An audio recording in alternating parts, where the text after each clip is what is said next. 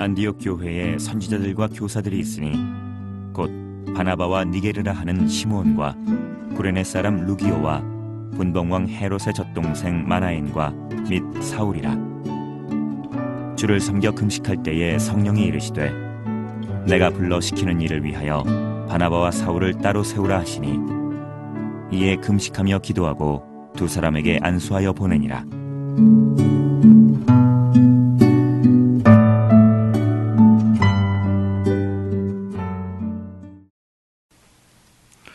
지난해 8월 달에 러시아에 아주 큰 불이 그 모스크바 근처에서 일어났습니다. 이 불이 얼마나 무서운 불인지 먼저 불 구경부터 먼저 잠깐 하고 그리고 나서 말씀 받는 시간을 갖도록 하겠습니다.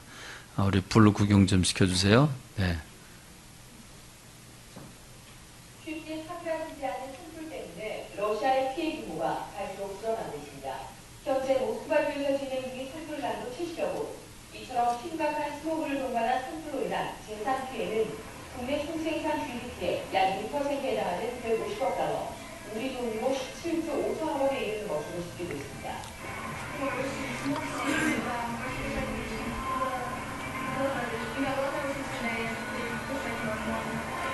현재 언론에 따르면 이는 지금까지 산불 진화에 투입된 직접 비용과 경제에 미칠 단기 피해만을 잠정 집계한 것으로 최종 피해액은 올해 말에나 산정할 수 있을 것으로 보입니다.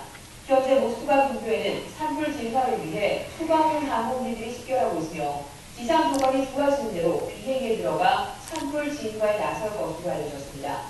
비상사태는 대규모 소방용 항공기와 헬기를 동원한 이번 작전으로 하루 안에 완전히 불길을 잡을 수 있을 것이라고 말했습니다.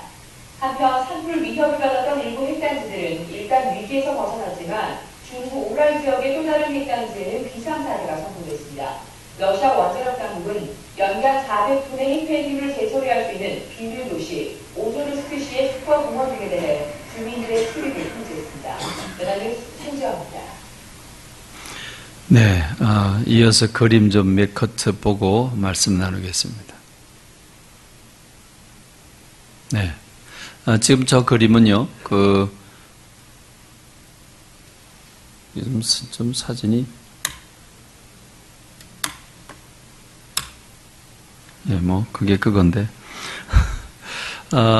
지금 이 사진을 보면요, 이 모스크바의 근처에서 일어난 그 산불은요, 러시아 정부가 공식적으로 밝힌 것인데 29,500건의 불이 발생했다고 합니다.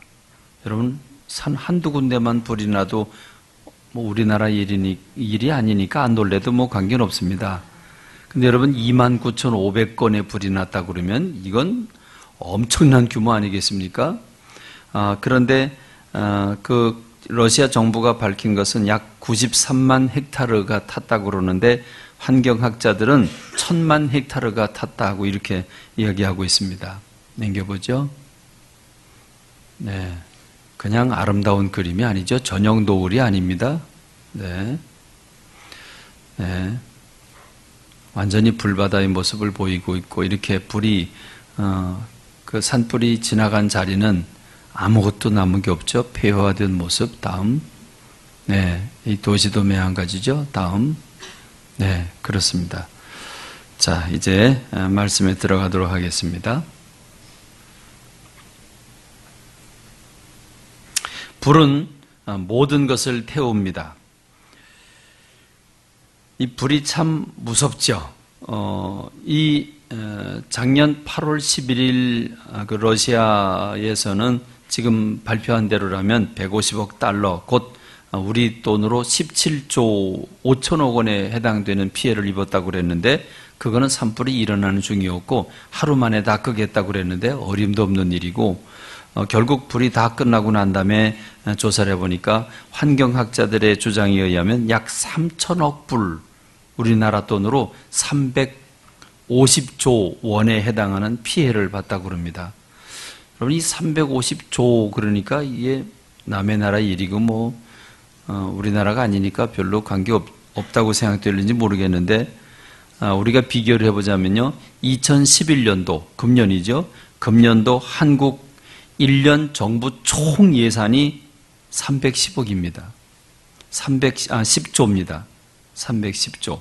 그러면 2012년 예산안이 340조를 지금 예상하고 있습니다.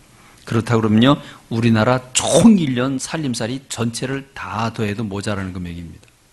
그러니까 그 피해액은 어마어마한 것이죠. 그렇습니다. 산불 참 무섭습니다.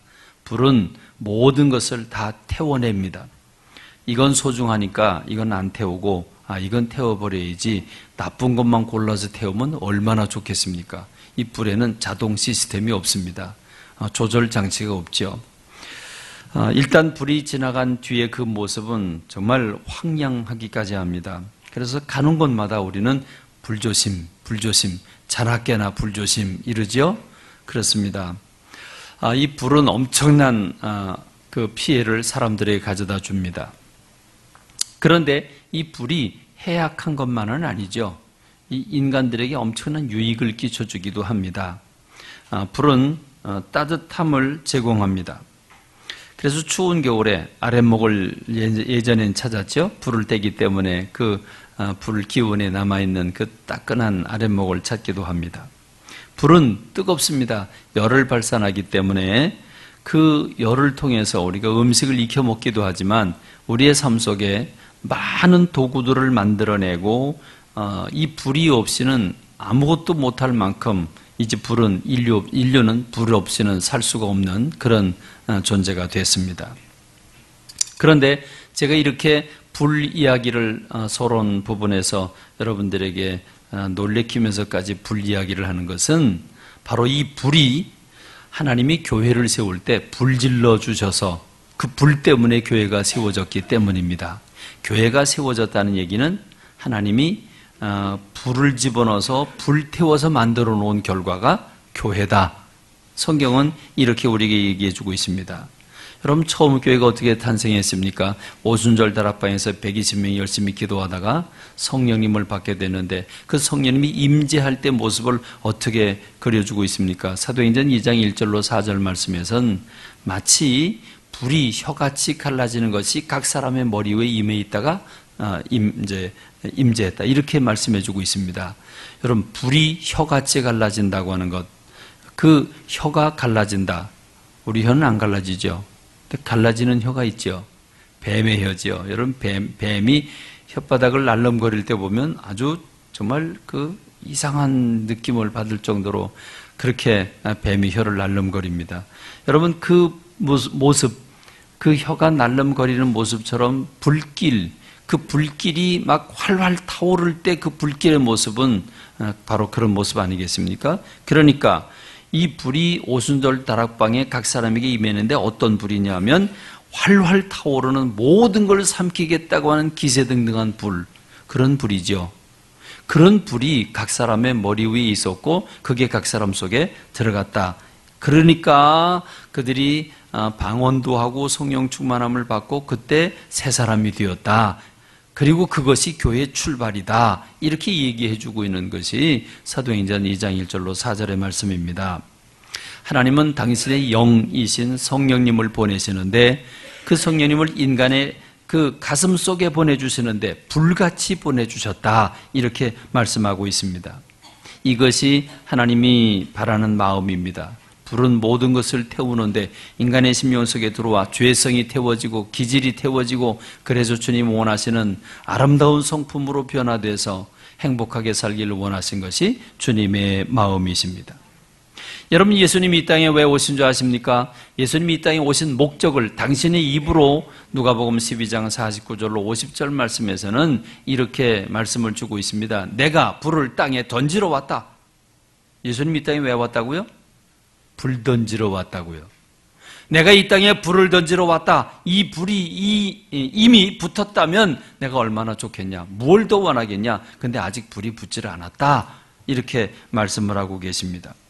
이 불이 안 붙으니까 내가 답답해서 견딜 수가 없다. 이 50절 말씀을 보면 나는 받을 세례가 있는데 그것이 이루어지기까지 내가 얼마나 답답하겠냐. 이렇게 말씀을 하고 있습니다. 현대인의 성경을 보면 나는 나는 고난의 세례를 받아야 된다. 이것이 이루어질 때까지 내가 얼마나 답답하겠느냐. 이렇게 말씀하고 있는 부분입니다. 여러분, 이것은 예수님이 십자가를 지시고 부활하신 다음에 승천하시죠. 그 다음에 예수님 대신 성령님을 오순절 따라 보내주시는데, 요 기간 주님이 십자가 지시고 죽으시고 부활하고 승천하셔서 성령님이 임하시는 그 기간 동안을 그걸 답답해서 못 참고 기다리겠다, 못 기다리겠다, 답답해서 견딜 수가 없다, 이렇게까지 말씀하고 계십니다. 여러분, 예수님이 이 땅에 불을 던지면 어떻게 될까요? 지금 우리 학생분들 앉아있는 모습이 좀 약간 멀커덩하게 앉아있어요. 딴 생각하고 앉아있고 그냥 여기 보고 저기 보고 고개 숙이고 있는데, 지금 우리 학생들 뭐 학생들 할 것도 없이 성가대를 비롯해서 우리 모두에게 불이 나한테 붙었다. 그럼 어떻게 될까요? 불이 붙었다. 네? 타 죽기 이전에 뜨거워서 펄펄 뛸 거 아니겠습니까? 뜨거워서. 여러분, 이 옷에만 불이 붙었다. 그러면 집어던지고 얼른 그렇게 해서 화상만 살짝 입고 말겠지만, 불이 내 가슴 속으로 들어왔다. 그럼 어찌 되겠습니까? 여러분, 예전에 우리 어린 시절에 부흥 강사님들 말씀을 받아보면 영락없습니다. 부흥 강사님들이 그럽니다. 산에 가서 산기도를 하면서 산 꼭대기부터 커다란 불덩어리가 굴러오는데 자기한테 와서 굴러 떨어지고, 자기가 그 불덩어리를 맞으면서 눈바닥 위에서 떼굴떼굴 굴러가면서 뜨거워 하면서 그 불 세례를 받았다고 이야기를 하죠. 그러고 난 다음에 자기가 능력의 사람이 됐다. 이런 고백들을 우리는 수없이 들었습니다. 그렇습니다. 여러분, 이 불세례를 받는다는 것, 이건 무엇을 의미할까? 오순절 다락방에 120명이 성령의 불을 받았다는 것은 무엇을 의미할까? 이것은 그들이 가지고 있던 죄성과 인간의 기질이 다 불태워 없어졌다는 걸 말합니다. 불은 부딪히는 대로 내 옆에 있든지 앞에 있든지 불이 갓 닿는 모든 것들은 인정사정 없이 다 태워버립니다. 성령이 활활 붙는 불이 가슴속에 들어와 내 영혼을 불태우고 나로 하여금 새 사람으로 만들어 주셨다는 의미가 이 의미입니다. 예수님을 모른다고 3번씩 부인했던 마음을 불태워 버렸다는 것입니다. 천방지축이고 가벼웠던 감정적인 신앙을 가진 베드로가 변화받았다는 것을 의미합니다. 예수님을 팽개치고 모른다고 부인하고 도망갔던 제자들이 바로 그 두려움을 떨쳐버리고 담대히 달려나가 복음을 전하는 사람이 된 것은 그들의 두려움이 성령의 불로 태워졌기 때문인 줄로 믿습니다. 예수님은 십자가 지시려고 지금 예루살렘으로 들어가시는데, 제자들은 참 미련하고 무식하죠. 예수님이 곧 왕이 되는 줄로 알고 누가 높은 사람 될 것인가, 그리고 도토리 키재기 하듯이 쌈박질하고 있는 그 상황이 연출되던 바로 그런 인간적인 생각으로 가득했던 그들이 성령의 불을 받고 그런 생각들을 다 태워버리게 되는 그런 사건을 의미합니다. 여러분, 예수님이 3일 이제 고난을 받고 3일 만에 다시 부활할 것이라고 하는 사실을 누누이 말씀해 주셨는데도 불구하고 그들은 빈 무덤을 보고서도 깨닫지 못했습니다. 믿지 못했습니다. 그런 그들이 3년 동안 받은 말씀들을 전혀 적용시키지 못했는데, 그들이 이 성령의 불을 받고 나니까 예수님의 말씀이 깨닫게 됐습니다. 그게 무슨 의미인지를 알게 됐고, 그래서 그들은 그 깨달은 말씀들을 전하기 시작하게 된 줄로 믿습니다. 할렐루야. 이 성령의 불을 받지 못했다면 기독교는 탄생하지 않았습니다. 이 성령의 불이 바로 교회의 시작이고, 교회의 제사는 바로 이 불로 시작하고 불로 충만해지는 줄로 믿습니다. 인간적인 생각, 죄성, 그리고 모든 기질과 두려움과 이 부적절한 모든 것들이 다 태워져서 주님의 온전한 제자들로, 주님의 온전한 사람들로 변화받을 수 있었던 것은 바로 이와 같이 성령의 역사가 이 불같이 일어났기 때문인 줄로 믿습니다. 이것을 우리는 새 사람이 됐다 또는 거듭났다 이렇게 표현합니다. 모든 사람들은 이 불세례를 받아야 됩니다. 그래야 진정한 크리스찬으로 거듭나게 됩니다. 우리는 예수님을 믿을 때 물세례를 받습니다.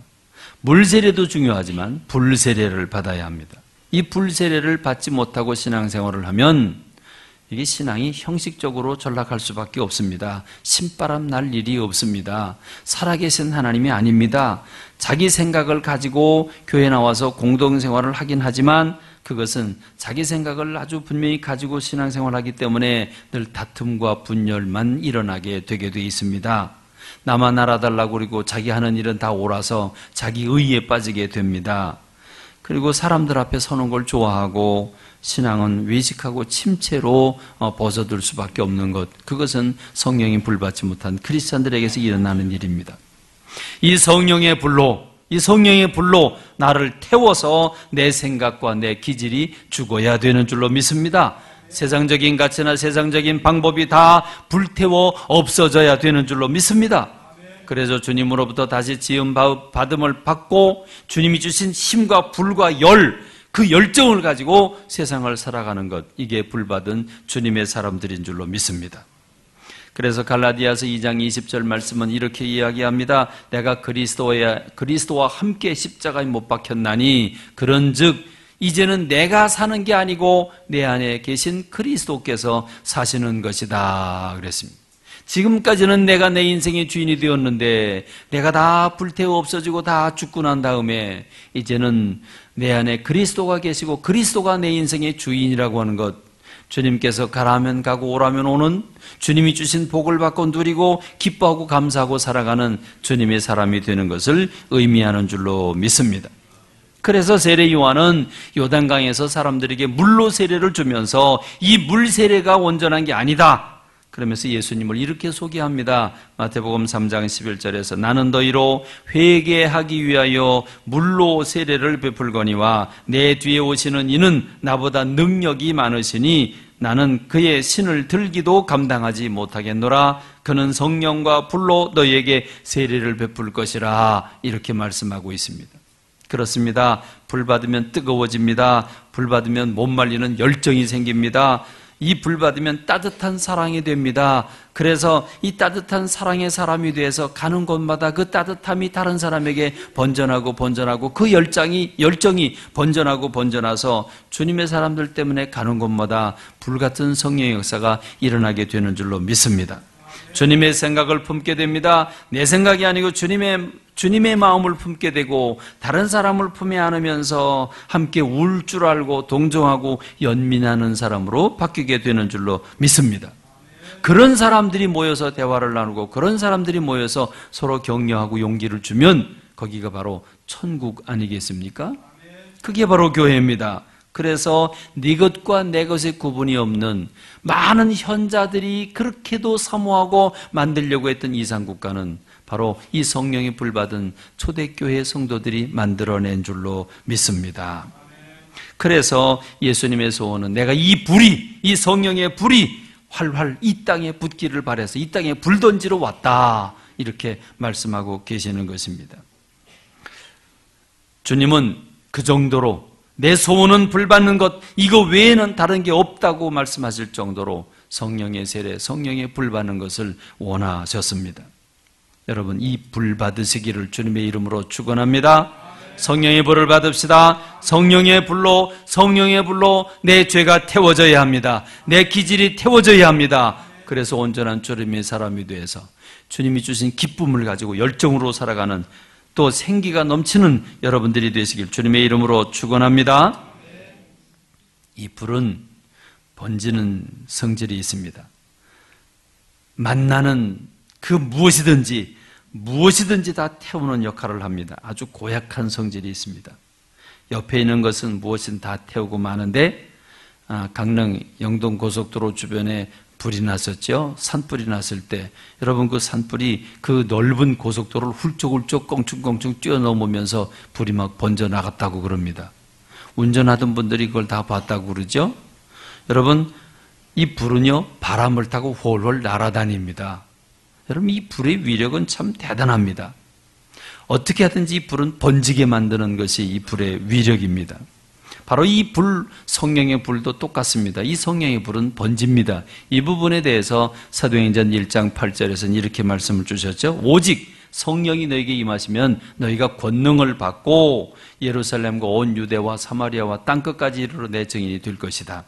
여기서 말하는 권능은 두나미스라고 하는 다이나마이트가 터지는 폭발력을 가리키는데 이게 성령의 불 아니겠습니까? 이 성령의 불 기운이 모든 것을 태우게 되는데 먼저는 내 삶의 자리 예루살렘이죠. 그래서 예루살렘으로부터 이 불길이 땅끝까지 번져 나간다고 하는 것을 말씀하고 있습니다. 여러분, 성령이 가는 곳마다 이 놀라운 역사가 일어납니다. 술주정뱅이가 술을 끊고 주님의 사람으로 변화돼서 복음 전하는 사람이 됩니다. 담배 피던 사람이 어느 날 성령님이 임하시게 되면 담배 맛이 써져서 다시는 마실 수 없는 사람이 돼버리고 맙니다. 여러분, 온갖 죄와 온갖 연약한 것들이 이 성령의 불길로 다 태워지게 되고 샘을 얻고 기쁨을 얻고 전혀 다른 사람으로 변화돼서 새 삶을 살게 되는 것, 이것이 예수님 믿는 것인 줄로 믿습니다.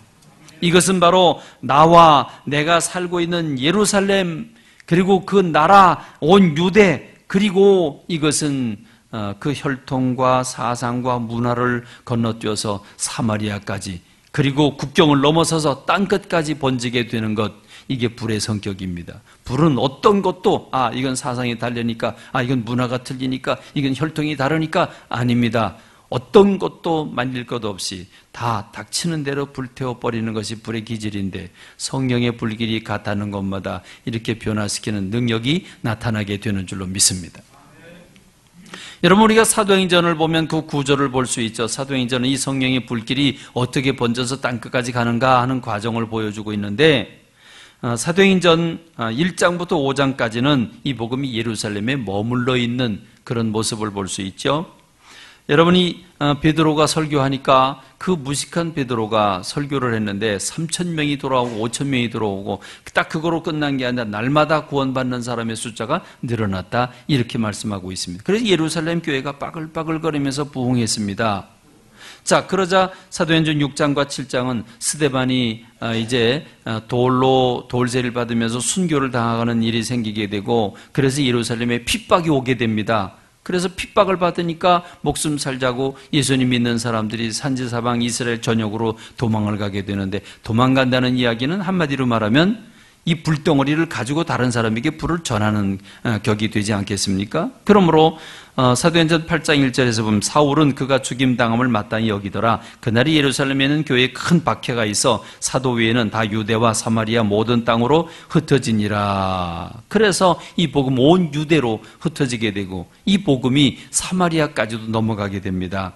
이스라엘 사람들은, 유대인들은 이 사마리아 사람들을 상종치도 않았습니다. 그러나 복음의 불길은 그들도 끌어안습니다. 그래서 빌립이 성령이 충만해서 사마리아에 들어가서 그 성에 큰 기쁨이 있더라, 이렇게 말씀해 주고 있습니다. 그리고 나서 사도행전 9장부터 12장까지는 이 복음이 이방인에게 번지는 이야기인데, 이방인의 대표라고 할 수 있는 백부장 고넬료가 기도하다가 베드로를 초청하게 되고 그래서 부흥회를 열게 되는데, 그 오순절 다락방에서 받았던 성령의 충만함이 이 고넬료의 가정에서 베드로가 설교할 때 똑같이 일어나는 모습을 보고 베드로가 기절초풍을 하죠. 이방인들에게도 성령의 불길이 똑같이 전해지는구나. 이 보고를 받은 예루살렘 교회가 까무러치죠. 그러냐? 그래서 이 복음이 이방인에게로 번지게 되는데 그 열매가 최초로 나타나는 게 안디옥 교회고, 그 안디옥 교회가 비로소 바나바와 사울이라고 하는 이 바울을 최초로 공식적인 선교사로 파송을 하게 되는 역사가 일어나게 됩니다. 그 이후 오늘 우리들이까지 이 선교가 활활 타오르고 있지 않습니까? 안디옥 교회에 선지자들과 교사들이 있었는데 바나바다, 또 니게르라 하는 시몬이다, 구레네 사람 루기오다, 분봉왕 헤롯의 젖동생 마나엔이다, 그리고 사울이다. 이들이 주를 섬겨 금식할 때에 성령님께서 내가 불러시키는 일을 위해서 바나바와 사울을 따로 세워라. 그래서 그들이 금식하고 기도하면서 두 사람에게 안수하여 보냈다, 이렇게 말씀하고 있습니다. 그렇습니다. 이 성령의 불이 온 땅끝까지 불어 대한민국까지 왔고, 오늘 우리 교회를 세우게 했고, 오늘 우리들로 이 불을 또 번지도록 다른 곳으로 복음을 전하도록 선교사도 파송하게 했고, 오늘 우리들도 또 다른 꿈을 꾸고 있습니다. 저는 목회를 시작할 때 간절히 꿈꾼 것이 있습니다. 첫째는 선교하는 교회가 되기를 꿈꿨습니다. 이것은 성경이 말씀하시는 제1의 명령이었기 때문이었습니다. 예수님이 부활하실 때, 승천하실 때 마지막으로 본 모습이 사도들마다 조금 다르게 표현을 하고 있죠. 그래서 누가라고 하는 제자는 사도행전에서 마지막 장면은 너희가 이 성령이 임하시게 되면 권능을 받고 예루살렘으로부터 땅끝까지 가게 될 것이라고 하는 이 말씀. 그래서 너희는 이 성령의 불을 받기 전까지는 예루살렘을 떠나지 마라 하는 것이 마지막 말씀으로 기록되어 있습니다. 그런데 마태에 따르면 마태는 다른 말씀으로 기록하고 있죠. 그러므로 너희는 가서 모든 민족을 제자로 삼아 아버지와 아들과 성령의 이름으로 세례를 베풀고 내가 너에게 분부한 모든 것을 가르쳐 지키게 해라 하는 말씀이 가장 마지막 말씀으로 기록되어 있는데 조금 상황은 다르지만 내용은 똑같습니다. 결국 땅끝까지 가서 복음을 전해라, 전하게 될 것이다 하는 메시지를 주고 있습니다. 그래서 저는 개척하는 첫 주부터 교회는 두 가정으로 시작을 해서 목회자 사례비를 줄 수 있는 상황도 되지 않았지만 저는 결심을 했습니다. 첫 주부터 통장을 두 개를 만들자. 하나는 재정부 통장이고 하나는 선교비를 선교 헌금을 집어넣는 통장을 만들자. 그래서 첫 주에 헌금 들어온 것 중에 30%를 떼내서 그게 얼마인지 지금 기억이 전혀 안 납니다만은 30%를 떼내서 선교비 통장에다 따로 넣습니다. 그래서 교회 운영하는 재정이 부족하더라도 선교비만큼은 손대지 않도록 그렇게 제도적인 장치를 만들어 놨습니다. 7년 후에 교회를 건축하는 그 건축한다고 하는 게 얼마나 힘든 상황입니까? IMF까지 터져가지고 이자를 못 내 난리를 피우는 그런 상황 속에서도 우리는 선교비를 줄이기를 원하지 않았습니다. 힘들어도 우리는 선교비를 유지해 왔습니다. 오늘 금년에 우리가 2011년에 지난주 당회를 마쳤습니다만은 우리 교회가 규모가 작습니다. 아주 작은 교회임에도 불구하고 우리 교회가 선교비를 지출한 내용, 선교와 구제로 쓴 비용만 1억 2천만 원 정도가 됩니다. 결코 작은 금액이 아닙니다. 저는 두 번째로 교회를 세우는 일을 늘 꿈꿔왔습니다. 교회는 영혼을 구원하는 센터입니다. 교회만큼 소중한 게 없습니다. 죄인들이 모여 새 사람 돼서 천국을 맛보는 곳입니다. 교회는 하나님의 집이고 세상을 떠받드는 그 진리와 기둥의 터입니다. 세상을 밝히는 빛이고 세상을 맛깔나게 하는 소금입니다. 그래서 이 교회만큼 소중한 게 없기 때문에 저는 우리 교회가 또 다른 교회를 세울 수 없을까? 그래서 저는 매년마다 창립주일이 되면 이 해외에 교회를 건축해 드림으로써 그 교회가 온전히 자라나기를 꿈꿔왔습니다. 그래서 한 10여 개 교회를 건축할 수 있었습니다. 또 저는 선교사님들을 만나는 대로 정말 간곡하게 신학교를 세워야 된다. 신학교를 세워서 그 신학생들로 복음을 심어줘서 그들로 교회를 개척하게 해야 된다 하는 것을 끊임없이 필리핀 선교를 10년 할 때에도 인도 선교를 10년 할 때에도 그걸 계속해서 주장해 왔습니다. 교회를 세우는 게 우리 꿈입니다. 우리가 문맹퇴치학교를 지원한 이유도 바로 그 목적 때문입니다. 문맹, 우리가 글 가르치는 자선단체입니까? 아닙니다. 우리의 꿍꿍이는 글을 가르쳐 준다고 동네에 들어가서 글 가르쳐 줘서 성경 읽게 하고 노래 부르게 만들어서 교회를 세우는 게 우리의 꿈이었습니다. 그리고 그 꿈은 지금 인도에서 이루어져 가고 있습니다. 그렇습니다. 그래서 오늘 우리는 비록 두 가정으로 시작을 해서 언제 부흥할지 전혀 약속된 것도 없고 감을 잡을 수도 없지만 교회를 부흥하면 저는 교회를 개척하겠다고 하는 게 꿈이었습니다. 마침내 300명 넘고 350명 넘어가면서 부목사님들이 영입되기 시작을 했습니다. 그때 저는 부목사님들을 맞으면서 그 부목사님들의 꿈을 이렇게 가졌습니다. 지금은 300명, 350명이 모이는데 예배 참여 인원이 500명 되는 날, 500명 되는 바로 그 시점, 그때 우리 교회 와서 수고한 부목사님들 먼저 온 순서대로 교회를 한 명씩 개척해 드릴 것이다 라고 하는 게 제 꿈이었습니다. 우리 교회의 정신을 담은 또 다른 교회를 춘천의 전략적인 요충지에 보내서 교회를 개척함으로써 우리 교회와 같은 교회가 또 하나 생겨나서 또 수백 가정이 포진하고 우리 교회 같이 선교하고 구제하고 나누는 그런 교회가 되기를 꿈꿔왔습니다. 그래서 500명 넘는 날, 500명 넘는 그 시점, 오신 부목사님들 순서대로 교회를 개척하되, 여러분 이 교회를 개척하는 일은 결코 쉽지 않습니다. 저보다 먼저 그 개척한 많은 목사님들이 아직도 30명을 넘지 못해서 전전긍긍하는 목사님들 참 많습니다. 그래서 느낀 것은 교회를 개척하되 교인들이 사명감을 가지고 가서 교인들을 파송해서 그들로 말미암아 그 목사님과 더불어서 교회를 개척하게 되면 교회가 빨리 부흥할 수 있다고 하는 그런 저는 꿈을 가지게 됐습니다. 그래서 광염 정신을 가지고 교회를 개척하고 부흥을 하게 되면 얼마나 아름답겠는가. 그래서 광염교회와 좀 거리가 떨어진 맞은편에 그 요충지에 전략적인 교회를 세우고 성도들이 몰려가서, 그래서 식구가 돼서 그 교회를 세워나간다면 빨리 부흥하고 멋진 교회가 될 것이라는 꿈을 꿔왔습니다.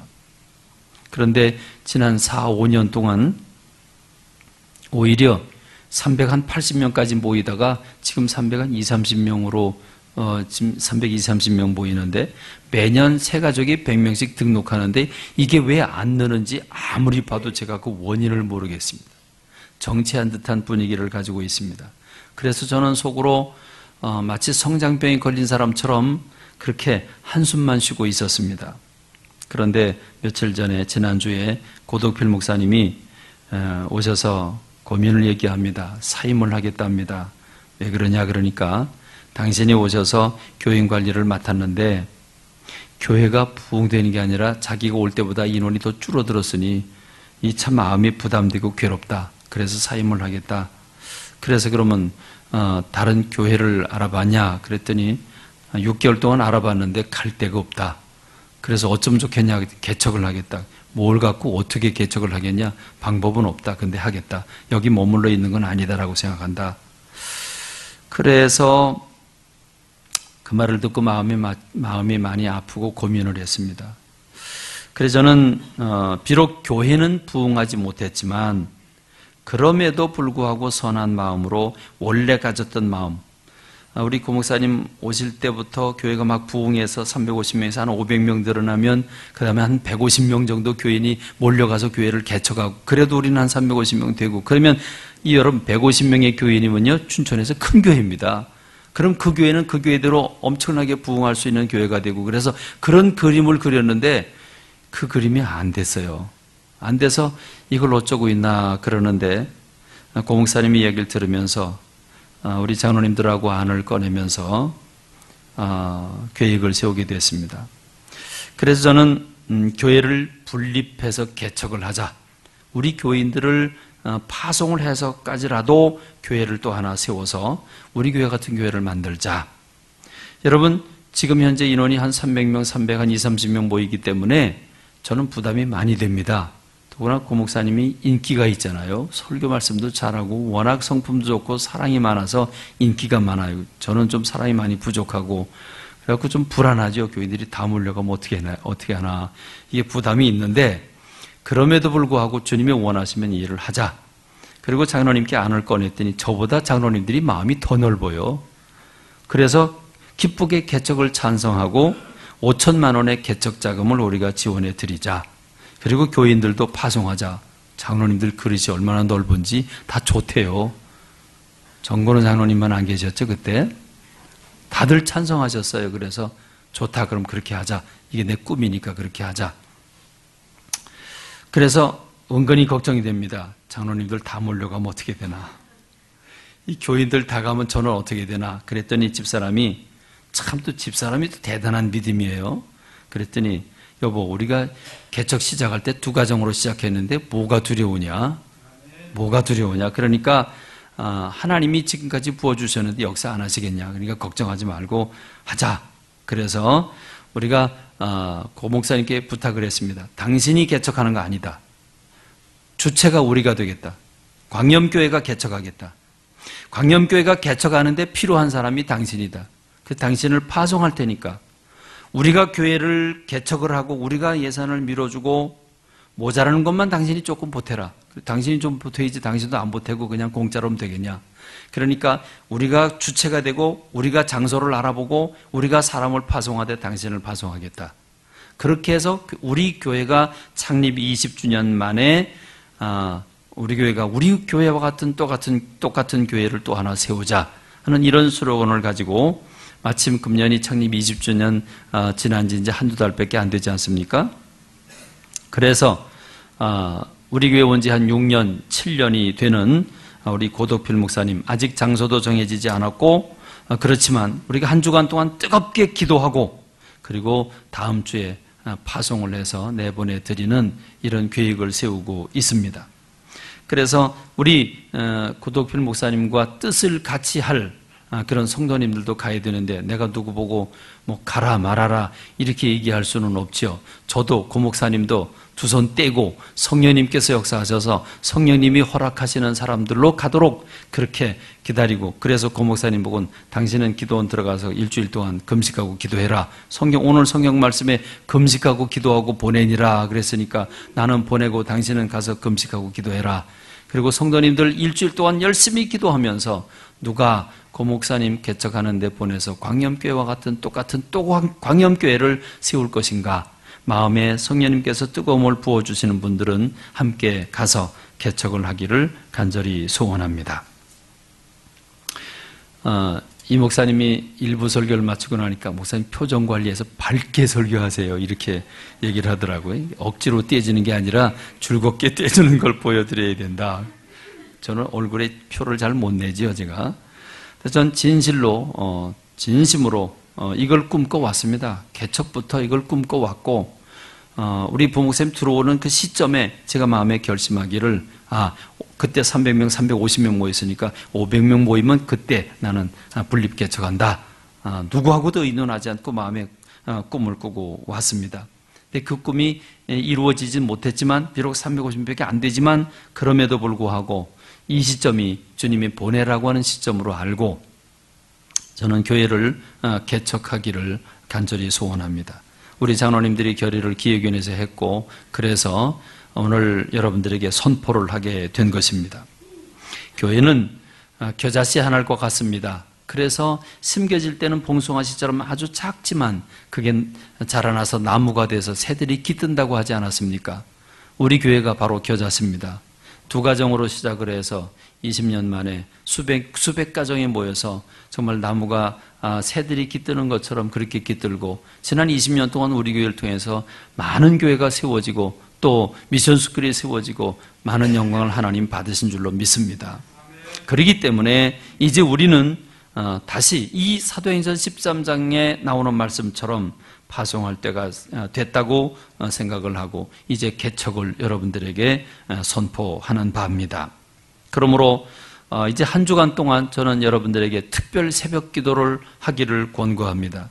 이 새벽에 기도하면서 성령님께서 누구를 파송하도록 허락하시는가, 그 마음에 부은 바 되는가 생각을 하고, 저는 길게가 아닙니다. 다음 주까지 한 주간 동안 기도하고 다음 주에 신청서를 써내는 날로 하고, 신청서를 써내면서 바로 오후 예배 때 고 목사님과 더불어 파송 예배를 드리도록 그렇게 계획을 세웠습니다.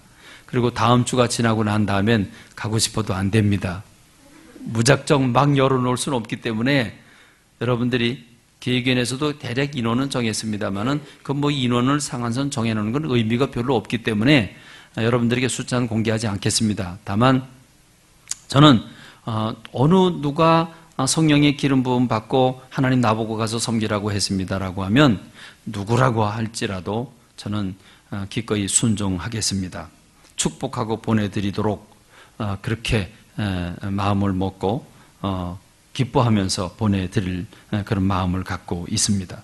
이 개척하는 교회는 우리와 똑같은 그런 마음을 가지고 지교회가 되고 형제교회가 돼서 큰 행세 때에는 오고 가기도 하고 교사대학을 비롯해서 교사훈련을 비롯해서 많은 프로그램들을 같이 공유하기도 하고 그렇게 가족처럼 어버이처럼 또는 형제처럼 지내는 교회가 되기를 간절히 꿈꾸고 있습니다.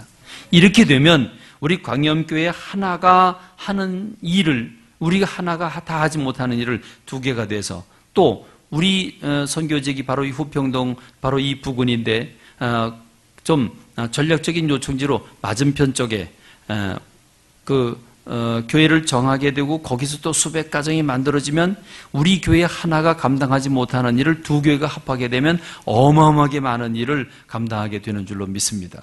그렇게 해서 또 동서남북에 이제 맞은편으로 가고 동쪽으로 가고 서쪽으로 가고 이렇게 해서 우리 광염교회 같은 교회가 하나 둘 세 개 네 개 자꾸 세워지게 되면 하나님이 얼마나 기뻐하시겠습니까? 빨리빨리 부흥이 돼서 우리만 그저 많이 사회바다처럼 끌어들이는 게 아니라 빨리빨리 나눠줘서 교회가 같이 커 나가기를 간절히 소원하는 게 저의 간절한 마음입니다. 여러분들이 나 비워서 가라 그러나 그런 거 아닙니다. 여러분, 목사가 교인 한 사람 놓고 목사끼리 싸웁니다. 그렇지 않겠습니까? 교인 하나를 얼마나 애지중지하는데 제가 이 결심을 할 때에는 제 살을 찢는 것 같고 피를 쏟는 것 같은 그런 느낌입니다. 이게 얼마나 어려운 일이겠습니까?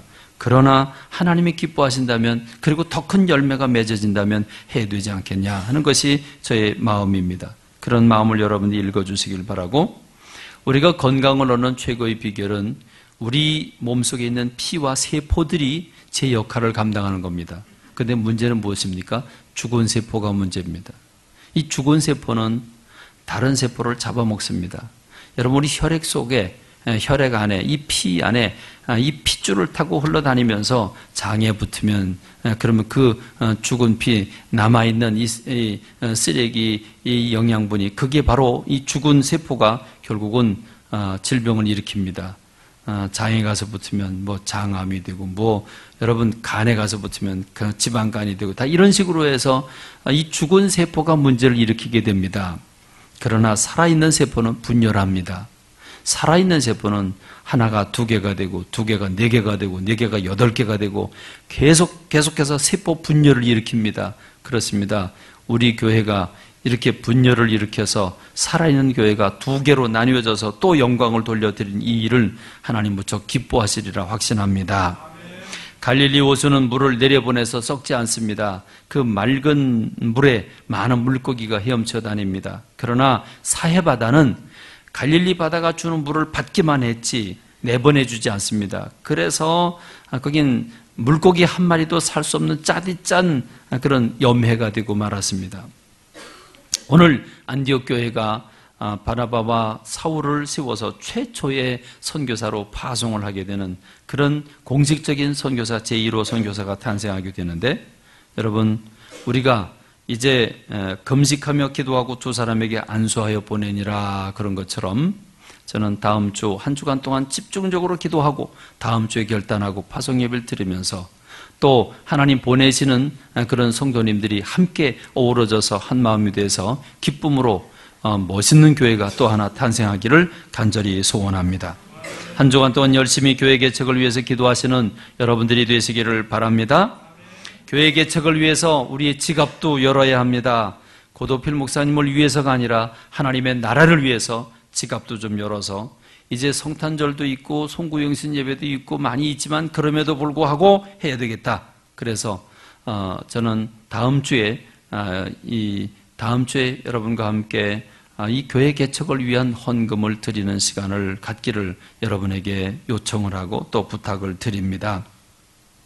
다른 헌금 드리는 것처럼 하지 말고 좀 결단하고 여러분이 기쁨으로 이 5천만 원 이상의 자금이 만들어지길 소원합니다. 그래서 5천만 원을 넘어서는 금액이 1억이든 뭐 얼마든 다 밀어드리는 조건으로 하고, 5천만 원이 안 되면 그러면 교회가 빚을 내서라도 그 5천만 원을 채워서 개척을 하도록 돕는, 그렇게 하고, 또 성도님들이 함께 파송받아서 가면 그분들이 헌금을 또 십시일반해서 이제 신앙생활을 하게 되면 아마 교회를 운영하는 일에는 어려움이 없을 것이라 이렇게 판단을 합니다. 하나님께서 이를 기뻐 받으시고 여러분들이 기쁨으로 수용해 주셔서 헤어지는 아픔도 있겠지만 하나님의 영광이 드러내는 그런 아름다운 교회가 되기를 간절히 소원합니다. 기도하겠습니다.